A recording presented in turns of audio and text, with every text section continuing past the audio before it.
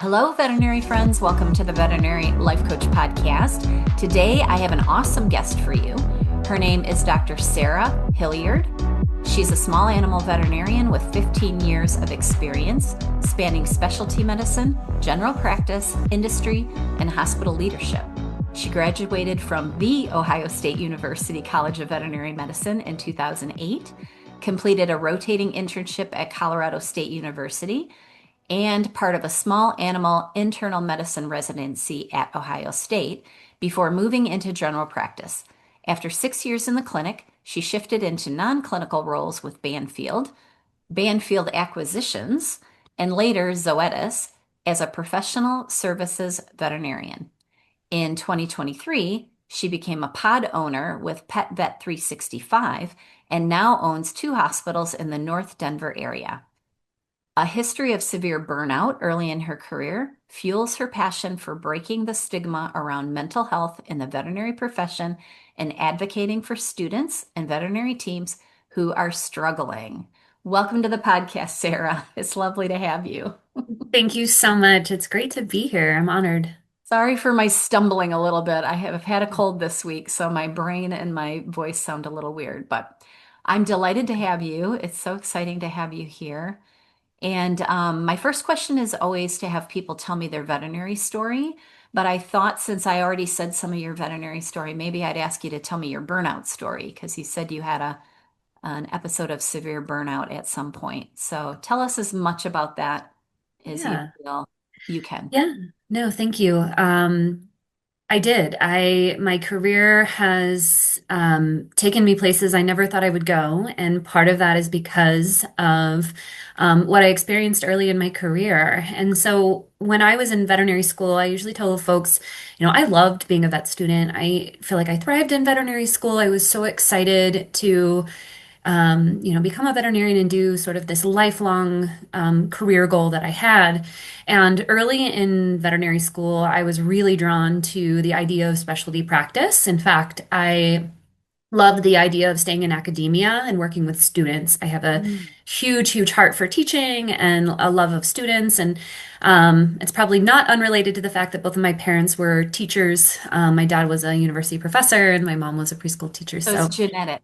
yeah, it's in my DNA for sure. So I, kind of went full force in, going down the internship and residency route. I wanted to be a small animal internist. And, back then my idea was that I would, be faculty someday.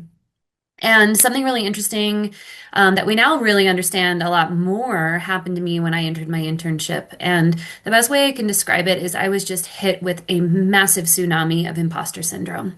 I went from Mm. being a, very excited, capable, motivated, dare I say, confident veterinary student to walking into the Colorado State University Teaching Hospital, looking around at my five other intern mates and suddenly wondering, how in the world did I get here? And when are they going to find out that I don't know anything? Um, I know, and, that's what we all think. exactly. And looking back, I wish I could go back and give that younger version of me a hug and just, explain what I know now. But this was 2008. And this was before, as a profession, we were really recognizing some of these traumas that happen to so many of us, especially, those of us who are, I mean, we're all high achieving, good grief, but, those of us who are pursuing additional work beyond veterinary school, the level of competition just, and intensity just continues to escalate. And so I started experiencing a lot of the mental health symptoms that come with imposter syndrome and perfectionism and concern for making mistakes and concern for someone figuring out that I actually am just a timid little, baby veterinarian who's terrified of making mistakes and of making a bad impression on these folks who decided to take a chance on me. And it started to really affect my health, but I kept all of that in for most of the year. I did find some, folks that were able to support me, and I was able to find some therapeutic interventions, but it was a little unregulated.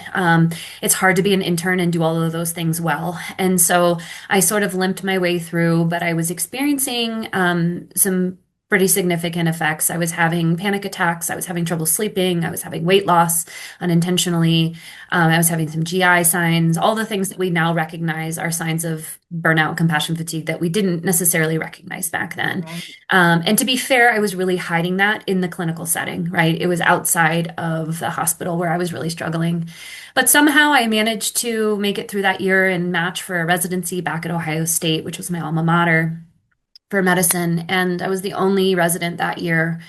And so what felt like imposter syndrome on my internship just escalated again when I went to my residency because I suddenly was like, I'm the one who got chosen for this role. When are they going to find out that again, I I'm have no supposed to be idea. even smarter than I was in my internship, and I don't feel Exactly. any smarter. Exactly, Yeah. exactly. And residencies and internships they're in really intense settings. And when you're already feeling out of sync, right, with your heart and your mind, it's really hard to do these difficult jobs and these difficult roles. So things went kind of from bad to worse when I started my residency. One of the examples I just never shake and can always remember is it was a combined master's and residency program, and we had class in the morning before, we would start our rounds and see our patients and things like that. And I would so at the time I was fairly heavily medicated because I was having so many panic attacks and so much anxiety and depressive episodes that I had been put on five different medications that were interacting. Yeah. And looking back, I talked to my healthcare team now and it's just like how did we get there? And like why didn't someone push the stop button, But Right, right. that's where I was, and I was falling asleep in class. And like I remember one time I did one of those like when you're on the airplane in the middle seat and your body kind of like flips to the side and you wake up abruptly, I and it was did that a so few times in embarrassing. class. Exactly. And just all the things that weren't me. Wow. And it's hard to abbreviate this story because there's so many things that went into it, but I just kept sliding deeper, deeper, deeper into a Well, and place how of scary. I mean, if yeah. you were on that many medications and you were in that much trouble, that Mhm. something didn't happen to you. Right. Exactly. And so that's where I kind of had my absolute like rock bottom moment crisis. It was October of 2010. And I was just I was at such a low point, it's hard to even remember. It's fortunately now that I've had a second chance at life. It's hard to even fathom being that person, but she was really, really, really, really desperate, and Yeah. it was a Maybe. very dark time. Yeah. Um, Yeah. and so it was a Wednesday, and I had decided that I just didn't want to continue on and I didn't want to admit that I was having so many problems. And so I found myself in one of the small animal wards. And I remember I was sitting on the floor and I grabbed my knees and it was just kind of like one of those rock back and forth and I was sobbing. And one of my resident maids found me and will be forever grateful for her kindness and compassion that day. And, she asked me what was wrong and I told her that I had a plan to take my life that evening. And she did what any, good colleague would do and called in the faculty, which was like then my worst nightmare, right? Of And course, because then now everyone knows, now right? everyone knows. And Yeah. then they had to call a family member, and then they ended up having to call the medical team. And so I ended up being hospitalized that evening and had an evaluation and ended up being admitted into one of the university hospital psychiatric wards. And I was there for about 10 days in October that Well, year. thank God for that. Yeah. I don't, some people know, one of my stories in my life is my nephew took his own life. Oh, And so we lost one of our family members to suicide. And so thank mm, God yeah. that you were able to, not willingly Yeah. volunteer to get help, but you did Yeah. get help. Yeah. And I think there is a part of me, obviously I felt like that was my option, but I knew I didn't want to really leave, Right. and Right. I was just so scared and I needed someone. You didn't know what way was out. I didn't. I No. didn't. And, that was where I ended up. And so, you know, everything just felt like this is impossible now, right? Like here I am, I'm alive, and everybody knows that I'm quote unquote crazy, right? Like Dr. Hilliard was in the psych ward, Yes. like Yeah. Yeah. But talk, that's what we want to change, right? We right, want it to be okay to be not okay. right, right, And we've all had different degrees of issues, but everybody has them. right, And the exactly. fact that And yours got that far, it probably right, wouldn't have had you right. been able to get the correct help. Exactly. And I think, to be fair and not to throw anyone under the bus, it wasn't a time where we were recognizing those things. But I think Correct. today in the right setting, it wouldn't have it would never have gotten this far because I think all Yeah. of the signs Wouldn't have were gotten so there. bad. Yeah. Yeah, exactly. So, I had to make the really difficult decision as to whether to continue my residency or to leave. And I ended up leaving because I didn't think I could survive it. I really didn't. I didn't think I had the mental wherewithal to continue. And, I felt like I was letting go of my lifelong dream and kind of had to decide, who am I and what am I doing? And do I even want to be a veterinarian? And we're 2.5 years out of school. So. Right, right. Oh, what a hard journey that must have been. Yeah, it's a story that I feel like every time I tell I feel a lot of emotions, but every time I tell it, I heal a little bit more because, as I'm sure we'll talk about today, that shaped my career in so many ways. And at the time, I thought it was, a career-ending happening or move, Sure. And but almost to you, it was life ending because that was your dream. it was, And yeah, that's why you were at such a low because right, you thought, if I don't have this, I have nothing, which exactly, is never exactly, true. right. Never true. Right. But as a young person in, such an intense environment, that's how it Yeah, felt. And right. so, I'm All fortunately able to real. look back now and, pull so much strength and compassion from that experience. And, I'm so grateful to say now that, that really I had to go something through something horrendous, but I'm really proud of how it shaped me today. And it's put you in the position to help other people not end up there or Exactly. even worse off. Exactly. Yeah, Yeah. it's this is really dear to my heart because that's one of the reasons that I chose life coaching is to try to save some other person from ending up how my nephew did.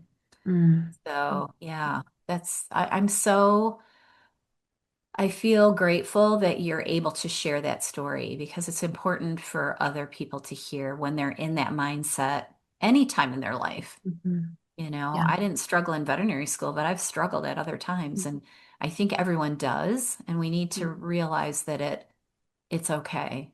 And then Yeah. it's okay to then ask for help. Yeah. I mean, I think if we can teach our students and our young, I mean, you can teach any dog a new trick, right? But like Sure. if we can start off on the foot where, asking for help is normalized and, we stop prioritizing these perfectionistic ideals, and recognize that very successful people also struggle and those two things coexist every single day. Yeah. I think that Yeah. would have really helped me when I was in that position. Right, because when you're in it, you're looking at everyone else thinking that they're all perfect. There's nothing wrong with them. They have no Exactly. worries, they have no anxiety, they have no stress, and that's such a lie. Yeah, It's such a exactly. lie. Exactly. Yeah, I've it's had it people I've had people come to me for coaching and say, "How does it feel to have it all figured out?" And I'm like, "Oh, honey, you should have yeah. saw me yesterday. I was Yeah. a hot mess." So Yeah. I think people just we have to stop that. We have to Yeah. stop thinking that we have to be perfect. Yeah. Yeah.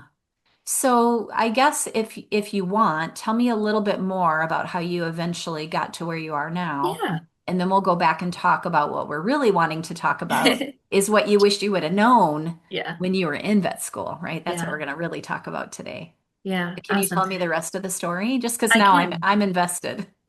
Absolutely. And my apologies if you hear dogs barking in Don't worry my about back. dogs are So always sorry. welcome. Dogs are welcome on my podcast. Mine are always right here. And sometimes I Trent barks when he gets hungry. yeah. I think there might be a delivery or something because That's that's fine. the delivery man bark. But Yes. When anyway, they I say it's presents arriving when the Amazon guy comes and my dogs start barking, "Oh, we're getting presents." Yes, that's certainly what they think. Yeah, So, don't worry about that. okay, perfect. So yeah, I kind of picking up where we left off. Leaving my residency was, a really, really hard thing to do. It's not something that happens often. I wasn't really sure which direction to go, but ultimately, I did end up in general practice. I considered leaving the profession altogether. I didn't know if this was something I could do, but I had my best friend from veterinary school, who's still one of my best friends today. I went to work at a practice where she was. She was actually working at a Banfield at the time, and it was a safe place for me to land. And so I did the GP thing for about 6 years, and while I certainly felt a relief to get out of the intensity of a residency and all of that, I did not fully unpack, all of what happened to me. I didn't unpack that trauma. I wasn't in therapy. I was just basically trying to get through something on my own, something very big on my own. And, Right. I was in a better situation, but I still had a lot of stress associated with my work, right? I still took a lot of things home. I still had a lot of panic at times, and just still a lot of self-doubt that never really it didn't feel good, honestly, and it sort of continued to solidify this idea in my head that I just wasn't cut out for this career. Like somewhere along the line, something's missing. I don't have what it takes. And so, I was still felt still so young in my career. And I'm like, some days I feel like I can't even do this for another 3 days, no, alone another 30 years. You know what I Right. mean? So I started seeking positions outside of clinical practice and had some connections and was able to kind of, um, find something that felt still contributory to the profession, but really took me out of the day-to-day practice situation, which is what I felt like I needed for my own like mental health and well-being. So I did kind of a crazy year and a half with Banfield acquisitions, which for me was kind of a stepping stone between clinical practice and like industry or non-clinical work. That's a story for a different day, but it kind of got my feet wet as more of a coach, more leadership, more conflict management, things like that. And then I ultimately was able to springboard from that to a position with Zoetis, and I was there for about 5 years. And Zoetis is worth talking about a bit more just because it makes me emotional today just thinking about it. It was such a wonderful company to work with. And I was the first time in my career up to that point where I really felt like I was good at something. Nice. And I had a really supportive group of people around me, a wonderful manager. And because of how I felt in that role, I was finally able to seek therapy and start unraveling some of this career trauma that had plagued me now for many, many years. Um, so I started cognitive behavioral therapy in 2018, and it encompassed a lot more. You open the box and there's a lot more there than you ever think you're Right. gonna find. But I was really able to kind of understand a lot more about myself, the profession, my brain, and it's no coincidence that around the same time, um, the awareness around the risks of burnout, compassion fatigue, mental illness, suicidal ideation, all of these things, they're starting to be published. There's real data, right, about this now. So I suddenly felt like this is no longer a me problem. This is a systemic problem. And it felt so empowering. Right. And during my time with Zoetis, this was the first time I was really starting to tell my story. And it felt really good. It felt scary, but it felt really good. And I realized that there were other people within the company that had left clinical practice for similar reasons, right? And I don't know why that surprised me. I think just because I was still in this, oh, it's not just me kind of a Right. It's that mindset. crazy thought. It's like, well, I'm crazy, and Yeah. that means I'm different Yeah. rather than I'm a normal human with a normal Right. brain. And sometimes our brain is a little crazy. Like Exactly. it does crazy things to us. Yeah. Exactly. So, to find that camaraderie and that sameness, I think was really great for me. And I ended up working on a pilot project to educate veterinarians on the science behind compassion fatigue and burnout, why it happens, why we're set up for this, like why we're almost set up to fail in that way as, veterinarians and veterinary students. And I started presenting that to veterinary teams around my area. And, we'd usually combine it with some kind of product talk because we're Zoetis and, that's Right. what we're doing and Only things like that. sell. But, Only right, sell. exactly. But it was just such an awesome opportunity for me to tell my story and really kind of heal, honestly. I think it helped the people that I was talking to, but there was also a self-serving piece of it where every time I told my story and every time I talked about this very real thing that I experience and continue to experience, is not necessarily a fault, right? So, It's part of so being yeah, human. so that was sort of my journey with Zoetis, and that brought on this whole idea of, I was starting to heal and I was starting to heal in big ways. And with Zoetis, you spend a lot of time in the hospital, but you're not practicing and you're kind of watching things happen and you're talking about all these different things. And I couldn't help but think, boy, what if I had a redo? What if I got to go back with this sort of healed brain or this brain that actually understands how to be compassionate for those feelings when they come. What would that be like? And what kind of impact could I make? And, maybe I am cut out for this. Maybe I just needed to heal a little bit before trying it again. And that's when I found PetVet 365 and, bringing it all together, made the really hard decision to leave Zoetis because I felt I did not leave because I didn't like it. I left because I felt like if I didn't go back to practice and try this whole thing again now, I would never do it. So I made that move and have never looked back. And here we are going on 3 years later, and You're never would practicing have and thought. you're owning two hospitals, so you're probably Yeah. practicing at both of them. I am, yeah. So I'm practicing mainly at one, which is our newer hospital. So I'm a full-time doctor there, but I was just helping with a dental this morning at my original hospital. So yeah, I bounce back and forth, and both are within, close proximity to my home. So it's awesome, honestly. It's a ton of work. We were chatting before we officially started the podcast, and I said if you would have told me 5 or 10 years ago that I would have been the owner of any practice, let alone two practices, I would have absolutely said you had the wrong girl. So, we never know. Yeah, I think that's amazing. And how does it feel now with that idea that, okay, I always wanted to be a veterinarian and now look at me? Like, Yeah. how does that feel?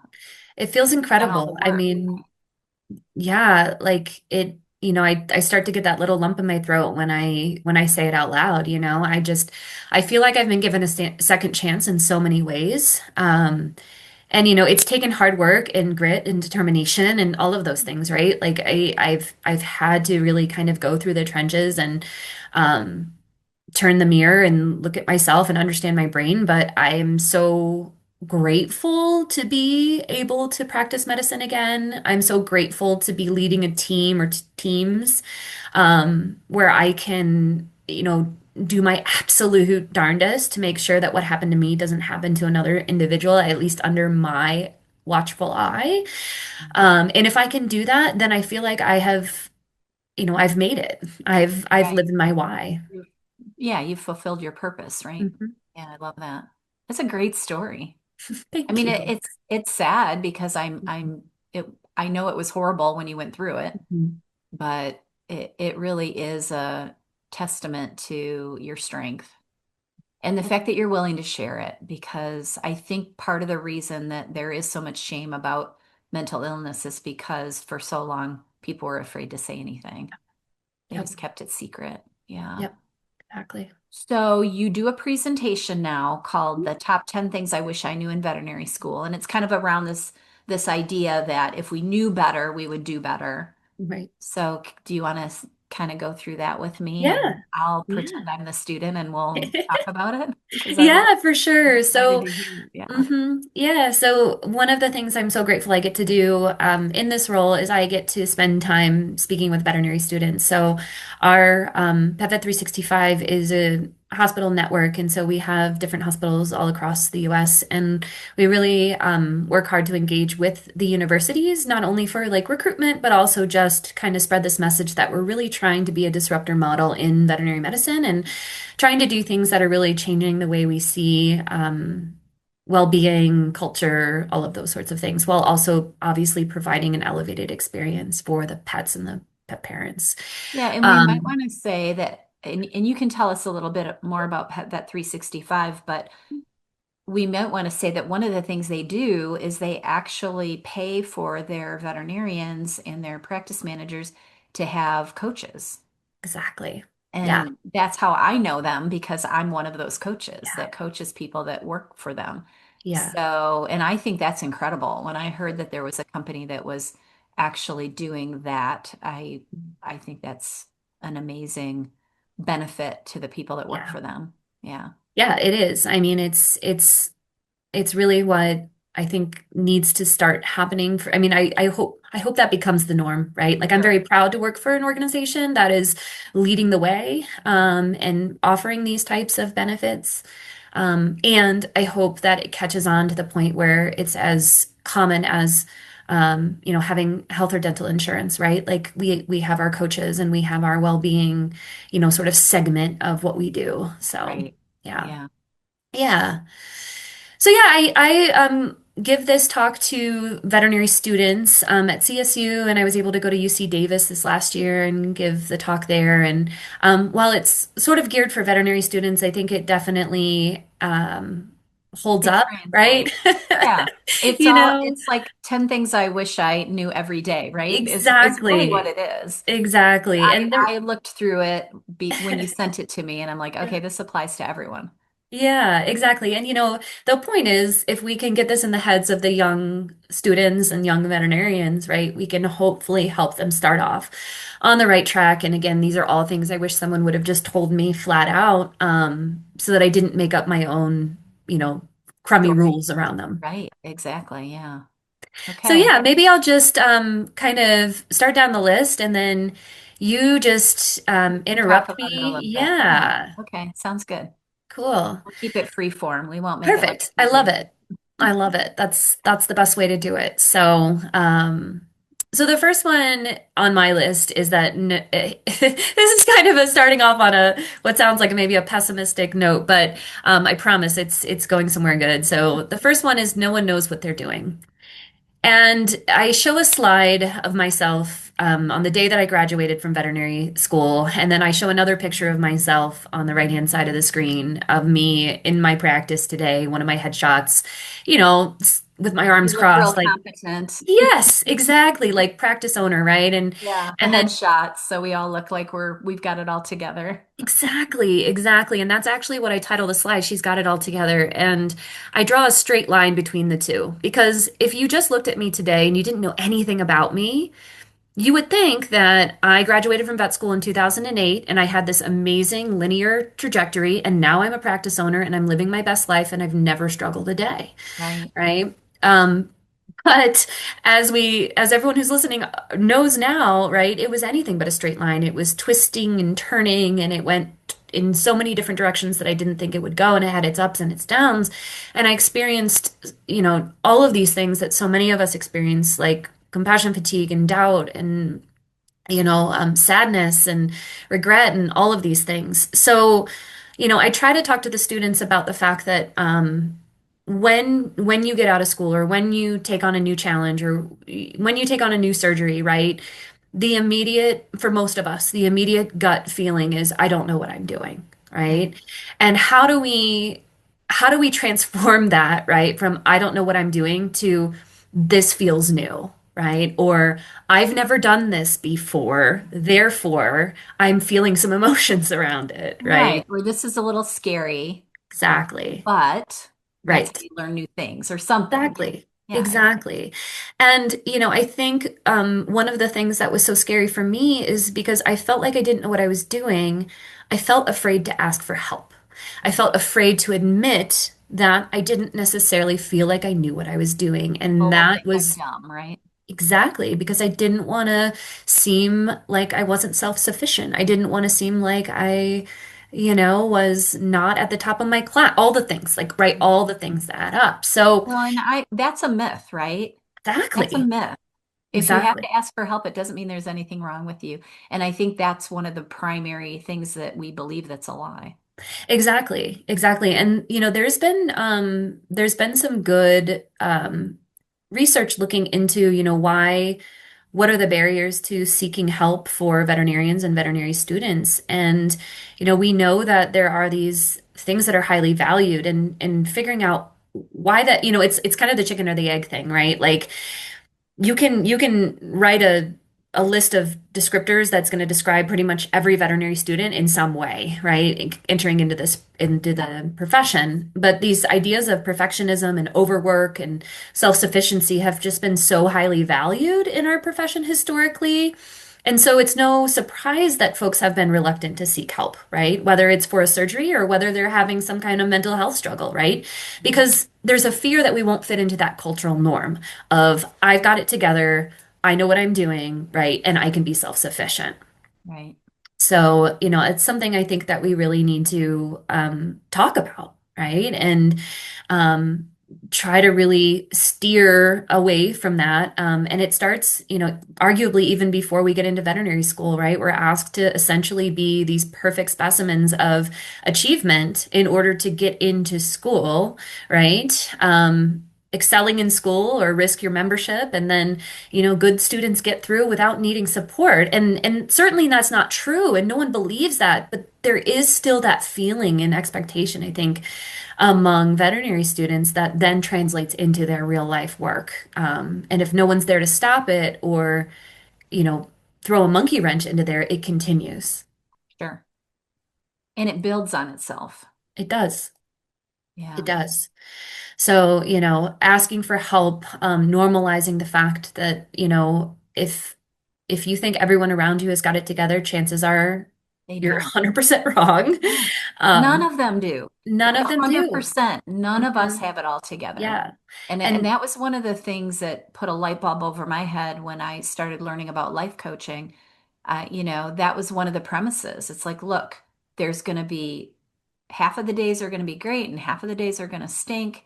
And you're going to mhm. have ups and downs and negative emotion. And that's all what life is about.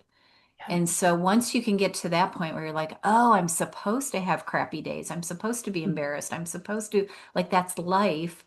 If you can start with just that basic idea that Mhm. nobody's perfect, and Mhm. especially, I don't need to be, that is, that's why I got into life coaching. I'm like, everybody needs to hear this.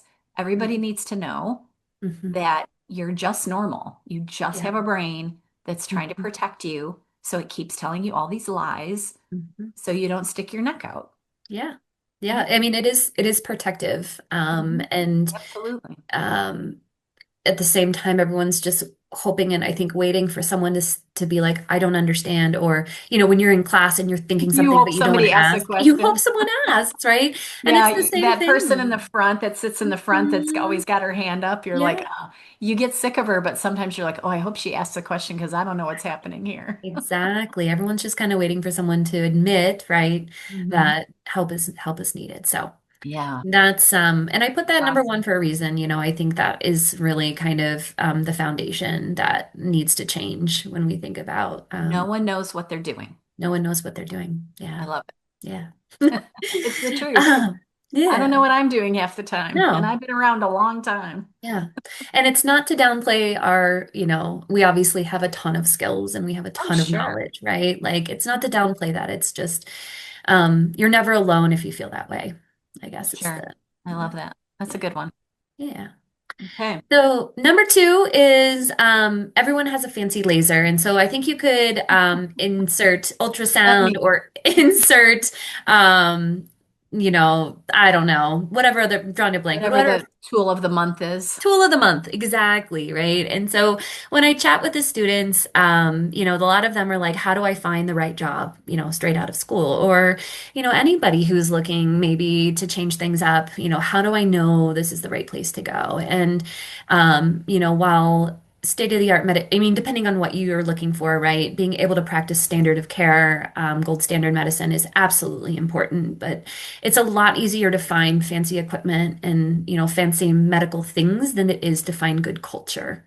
And Right. so, when I talk to the students, we spend some time talking about um, how do we determine what the culture is of a practice, especially when we're, just maybe spending a day or whatever that is. And one of the things I tell students to ask is, tell me about the design of your hospital culture, or some sort of broad statement like that. Tell me who leads, or how you uphold your hospital culture. What's important to you?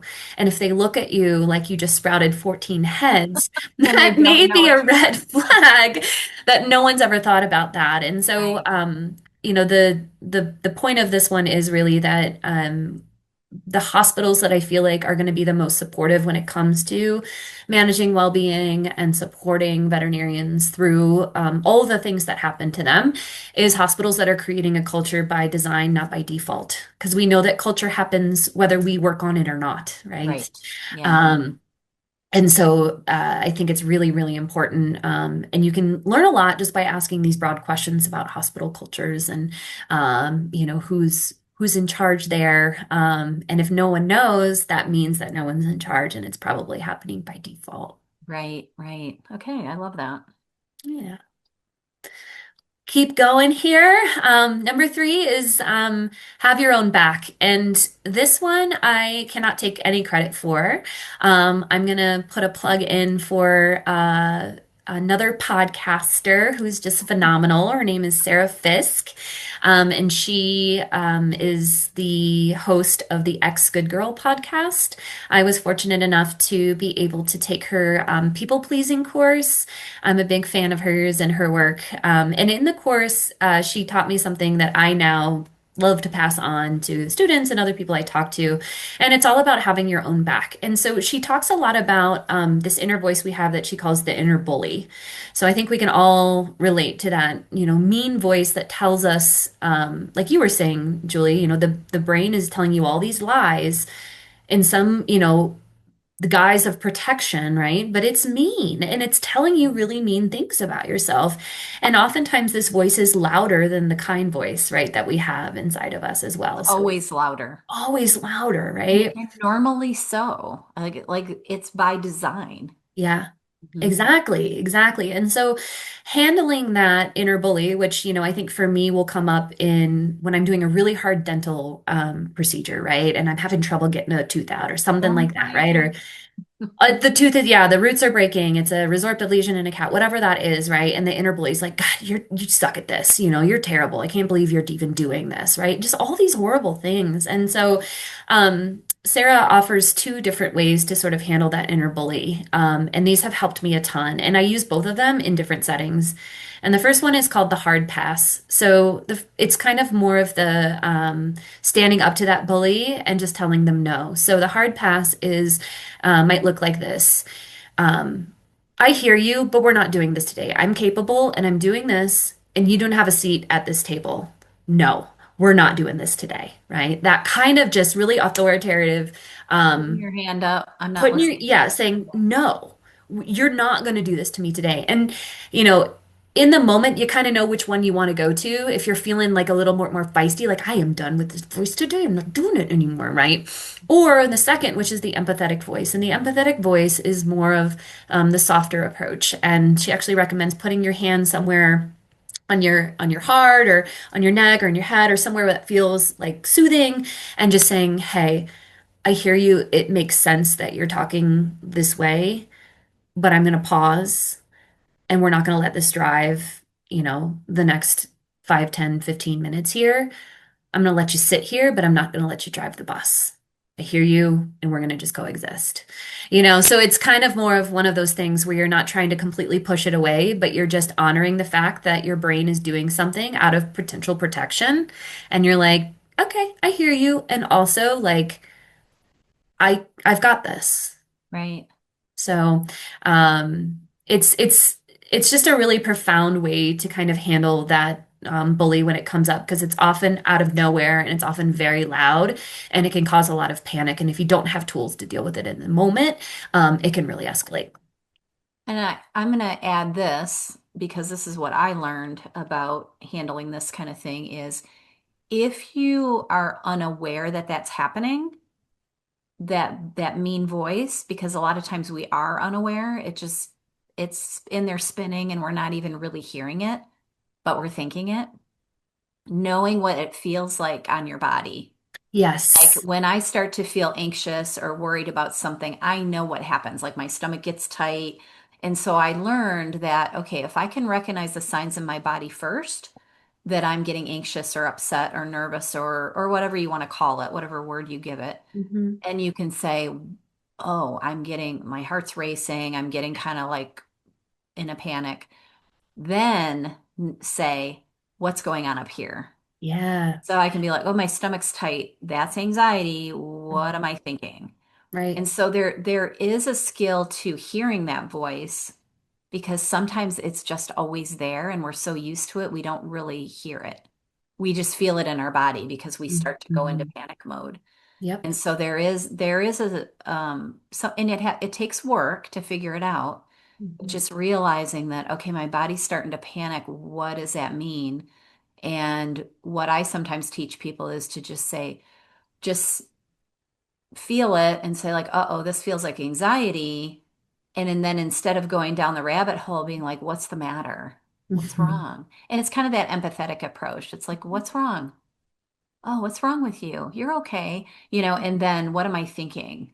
That I'm dumb, that I can't do this, that the root's going to break or whatever. Hmm. And that's what's causing me to go over into anxiety or panic. Yeah, And then just absolutely. taking the time to be like, oh, I must be thinking that something bad's going to happen or I'm stupid or like whatever. I'm not going to do that today, Yeah. which is Yeah. basically what you said. Yeah. No, I'm so glad you brought that up that It's there's that. awareness. Yeah, and that your body is smart, right? Like your body is programmed to alert you, and it can be really uncomfortable, but if we can um, use those signals and use the tools to not allow them to escalate and take over, it makes such a difference because they're going to come. They're going to Sure. come whether we want them to come or not, you know? I've been doing vet med for 30, what, 37 years. And I still get nervous when I'm in a dental trying to pull a Mhm. tooth. Mhm. And I just have to be like, uh-oh, you're getting nervous. Okay, well, yeah, you just have to be careful and be patient because I'm not a patient person. So that's why I hate dentals. Yeah. But it's that awareness that when you start to feel it in your body or your brain, your thoughts start to race in a negative way, that you can just be aware that it's just your brain trying to warn you Hmm. that something bad could happen. And you're like, yeah, yeah, I know that already. That's Right. why I'm nervous, right? Exactly. Exactly. Yeah, I love that. So the hard pass, and what does she call the other one? The empathetic voice. Empathetic voice. Okay. Yeah. I like when people name things like this because it Hmm. makes it easier to Yeah. remember. Exactly. Exactly. Okay. Anything else about that, or should No, we I move don't think on to so. I think we're on number four, right? Number four, yeah. So, number four is a lawyer's not a lawyer's not a lawyer. And This one's so true. When I read I this, I was like, yep, been there, done that. yeah. Yeah, so my brother is an attorney and I think I tend to go to him for anything at all related to anything legal, right? Right, Including having gone to him sometimes for my contracts in various positions. And, he's reminded me, he's like, I'm a family law attorney. I don't do contract law, right? Like these are very different things. right, Like I don't know anything about that. I'm like, but you're a lawyer. Like, why? right. All lawyers should know everything. Exactly. And I use this example because I feel like, especially as general practitioners, we're sort of expected to know everything about everything, right? Yeah, And so, when I talk to the students and they ask me about like, how do you know like how to read a contract or how do you know this or that? And I'm like, you don't. You just don't, right? And so I'm gonna read these because they're kind of funny, but I think it just like illustrates this idea that like I'm a veterinarian and I have a skill set, right? And I know how to do a lot of things, but these are things I know pretty much nothing about. I know Right. nothing about contract law. I know very little about taxes. Um, Investing in retirement, exotics medicine. If you put a lizard in front of me, I'm definitely not going to know what to do with it. I don't do orthopedic surgery. Um, I don't really know anything about building maintenance. That's why we have folks to We have come. plumbers. That's what I said. Yes, That's why God exactly. made plumbers. Yes. I don't know anything about Game of Thrones, and I don't want to know anything about Oh, Game of I don't Thrones. either. I don't know Game of Thrones either. And then last but not least, even though I have an internal medicine background, I will never fully understand calcium metabolism, and that's okay because there's articles for that. Same, girl. Same. Oh, so, and there's many others, right? This is just a Yeah. random list of things, and I really want people to understand that like it's impossible to know everything, right? So, what are the things that you love? Do more of them. Learn more about those things. And the things that you don't love or don't understand, there's people to help you with Let that. it go. Let it Yeah. go. Let Yeah. it go. Let it go. Yeah, and I think we're so afraid of like a specialist thinking we're Hmm. stupid or we call for help and oh, she's going to think I'm stupid. And Yeah. I've had some specialists treat me that way when I've called them. Sometimes they treat the general practitioners like they don't know Hmm. anything. But I'll just hang up the phone and I'll say, I bet she can't draw blood on a parakeet, and I can Yes. because I am an exotic vet. So I'm Yeah. just like, hey, she knows her stuff, I know my stuff, Right. and that's okay. Right. And we Yeah, I need love that, that. right? Like we Right. need more collaboration. And I think a lot unnecessarily falls on the shoulders of the general practitioner, right? Because we've kind of created that we should know everything kind of Yeah, and don't be afraid to say, I don't know. That's exactly. one of the most powerful sentences you can say to a client. I don't know Absolutely. what's going on here, Right. and be Right. It's confident freeing. about it. Hmm. Yeah. Hmm. Yeah, we're going to find out though. Yeah. Yeah, I love that one. A Mhm. lawyer's not a lawyer is not a lawyer. Yeah. You got it.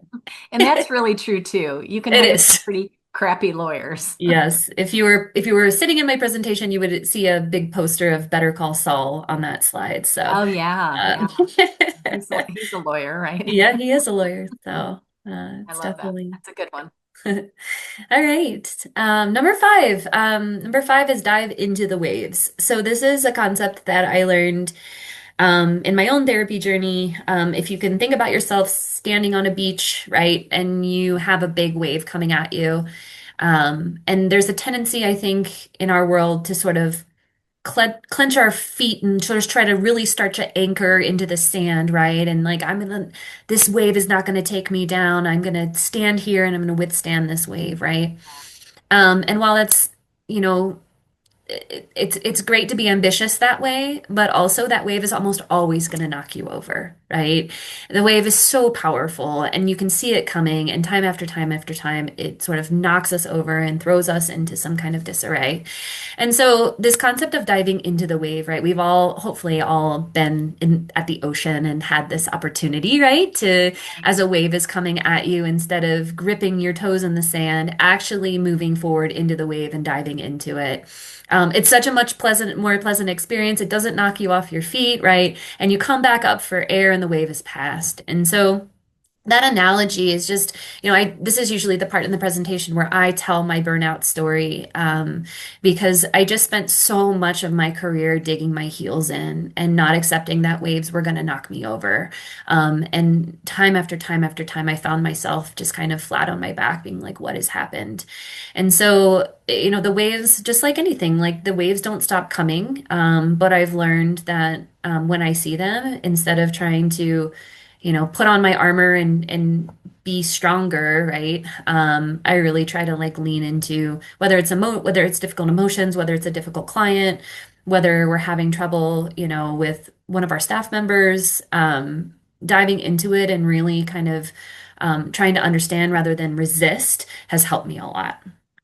Yeah, it's kind of like that fear that comes up when they say, "Oh, Mrs. Smith's in room 3 and she's really Yeah. pissed off." Hmm. Dr. Hmm. Capel, and you're like, Yep. but I do find that if you're just like, "All right, I got this," and you go in there, 9 times out of 10 it works out great. Yes, Yeah. totally.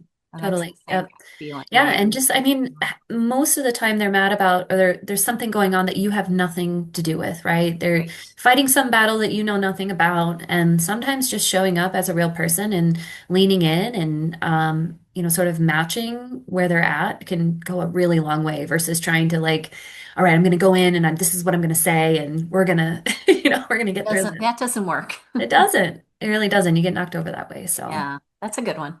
yeah, Dive into the waves. dive into the waves. Great.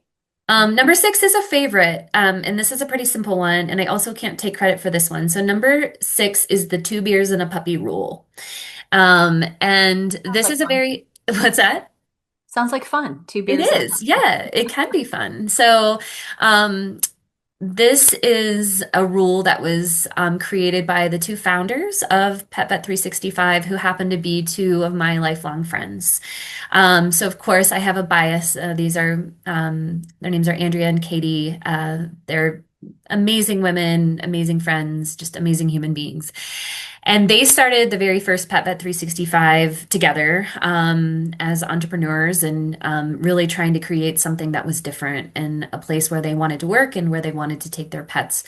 And so their rule is never go into business with someone that you wouldn't sit down and have 2 beers with and you would let watch your puppy. Mm, okay. So That's a good when one. you think about it, it's just kind of a funny rule for life, right? Like the 2 beers part is, I mean, you can have a beer with just about anybody, Right. right?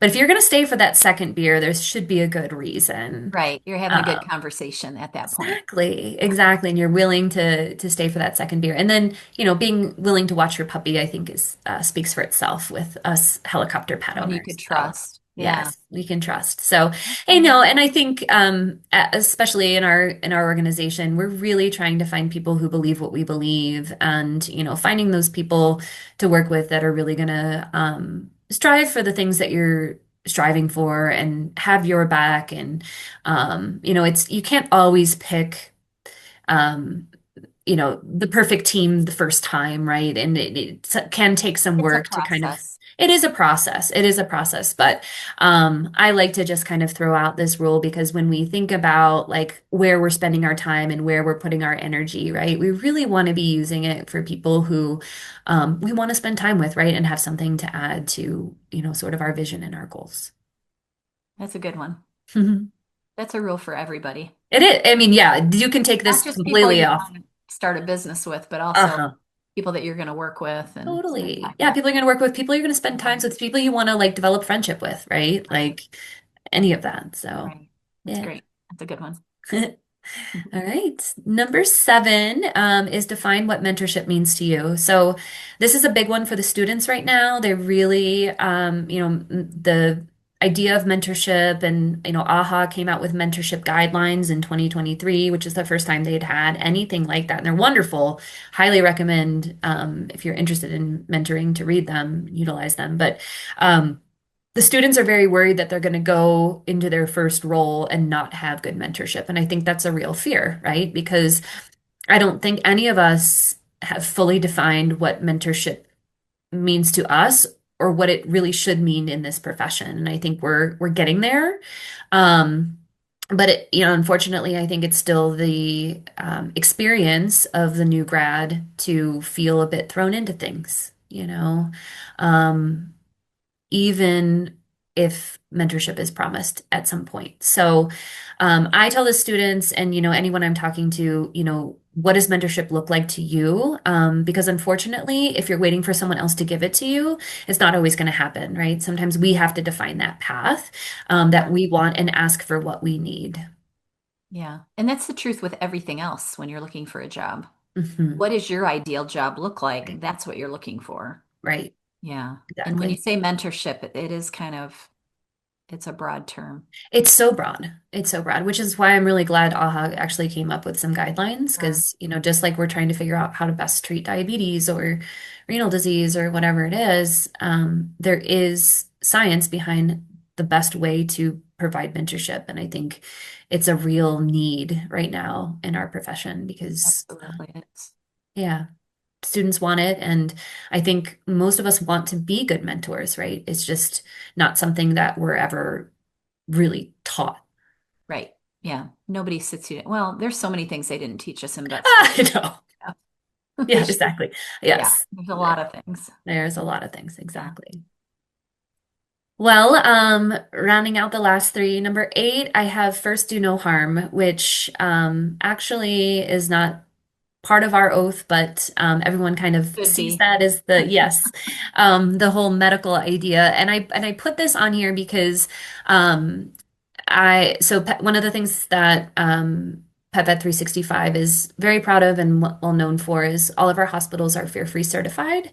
So all of our staff, all of our doctors, everyone who works in our hospital, the way that they're built, everything is built around the concept of fear-free. And I was not fear-free certified before I started with PetVet 365. I was always interested in like Sophia Yin and the low stress handling. And I mean, She's the one that um, kind of started it all. yeah, she was just Right. such a bright light in Right. veterinary medicine. And but when I really started practicing in a fear-free manner, I can't see it any other way. And so I encourage folks to figure out, for them, what the style of practice, right, that really makes them feel like they're contributing the most and doing the least harm. And for me, that's practicing in a fear-free way. It's been so different to have patients come to us that have, maybe not been to the vet in years because their experience has been so traumatic, or, families who have a dog that goes to the vet, but they've never brought their cat because they're afraid to put the cat, in the carrier or Right. whatever. And it's so far reaching, that I found too that practicing in this way, has also helped our staff tremendously. And when we're not forcing animals against their will, it enhances the well-being of the folks who are trying to help these animals as well. So, Fear Free is one of many, different um, certifications or processes that we have these days, but there's so many resources out there, and I think we all need to figure out, why did we get into this profession and what's going to make us feel good walking into work every single day, and how do we, um, practice in a way that is providing least harm. Yeah, Yeah, kind of aligns with your values.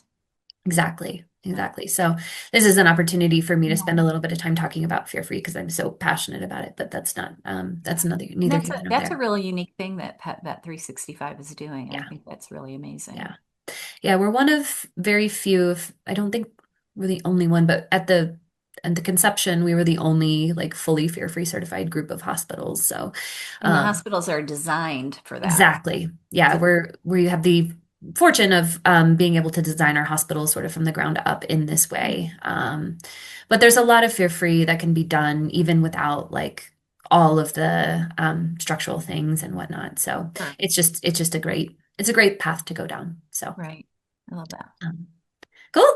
Well, number nine, I have control what you can control. And I think that is something that I constantly have to remind myself. And I like to tell the students that, you can see the same case 40 different times and have honestly sometimes 40 different results. And you can do it the exact same way every time, and one will do well and one won't do well. And that's just the nature of medicine. And I think as perfectionists and as, process-driven individuals, that can be a really, really hard one. Um, so one of the things that helps me is just making sure that I take time when I'm not at work, that I'm actually taking time to do things to help regulate my nervous system and really kind of make sure I'm not defining my entire life by being a veterinarian. So I often will ask folks at this point in the presentation, when is your next day off and what's your plan? And they a lot of times like, I'm not really sure. Like I don't have a plan, right?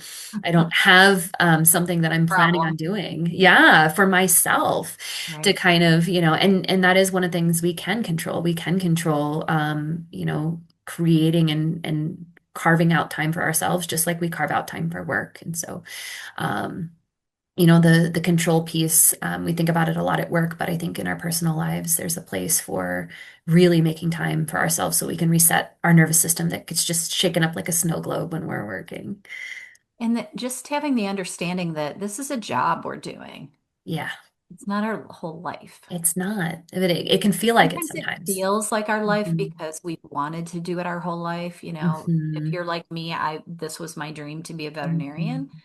But then once you start working, you're like, "Oh, this is really just a job Yeah, it that we've is. chosen to do." And, and then we have to have a life outside of that job in order to be healthy. 100%. Yeah, it's a 100%. good one. And the last one, number 10, is what else should I be asking? So, I sort of conclude with this whole idea that um, you're never going to know everything, right? And everyone you surround yourself with is going to have something to offer you. And so, when the students, um, are always asking, what kind of questions should I ask? And, how do I show up for interviews? And like, what if I don't know? And, so I give them this tool because it's a very powerful, like you were saying, Julie, like, I don't know is a very powerful full sentence, right? Like turning it around and saying, what else should I be asking? What am I missing here? Right. And asking that of your colleagues, asking that of your family, your friends, and really just letting go of this idea that we always have to have, the solution, right?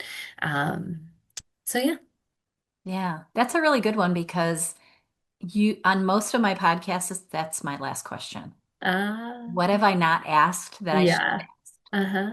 So is there anything before we wrap this up that we should talk about that we haven't?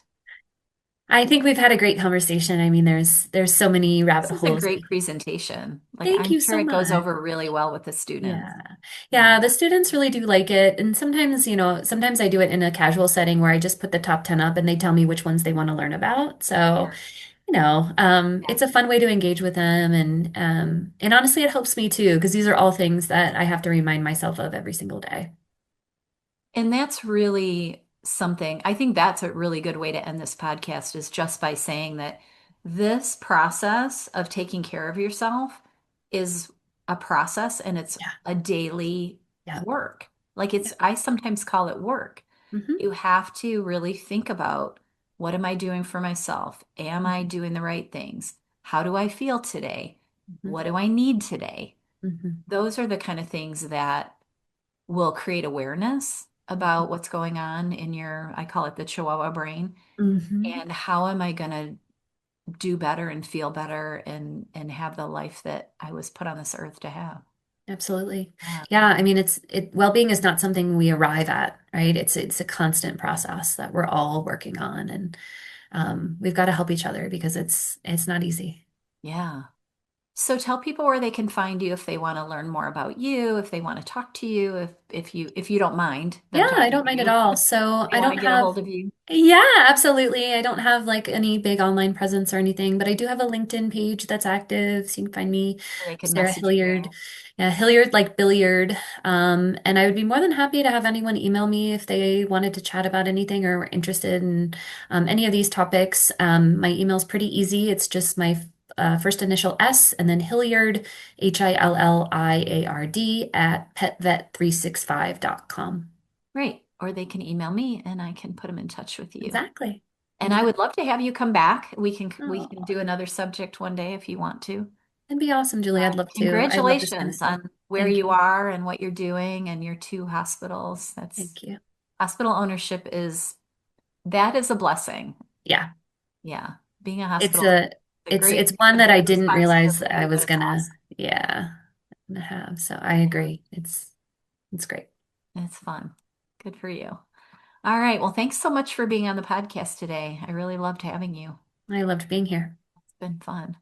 All right, people, if you like this podcast, let me know, and I'll have Sarah back if she's willing, and we'll talk about some of these things in more depth, or we can do a whole new subject. I'd love to do that. And everybody take care of yourselves. Do one thing this week that makes you happy, and have a beautiful week. Bye, Sarah. Bye. Thanks, everyone.